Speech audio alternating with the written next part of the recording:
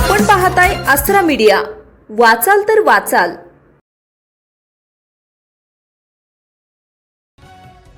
पुण्यश्लोक राजमाता अहिल्याबाई होळकर कर्जमाफी योजना तसेच महात्मा ज्योतिबा फुले शेतकरी कर्जमुक्ती योजना अंतर्गत पात्र लाभार्थी शेतकऱ्यांना येणाऱ्या अडचणींच्या पार्श्वभूमीवर आमदार रणधीर सावरकर यांनी आज जिल्हाधिकारी कार्यालयात आढावा बैठक घेतली।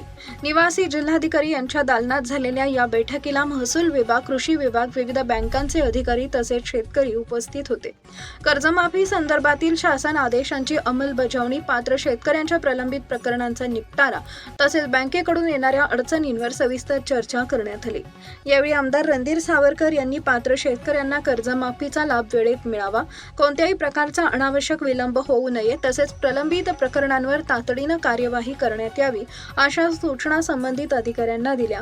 बैठकीत शेतकऱ्यांनीही आपल्या समस्या मांडल्या असून त्यावर सकारात्मक तोडगा काढण्याचं आश्वासन प्रशासनाकडून देण्यात आलं। आपल्या परिसरातील ताज्या बातम्या पाहण्यासाठी आसरा मीडिया न्यूज चॅनलला YouTube वर सबस्क्राइब करा आणि बेल आयकॉन प्रेस करा।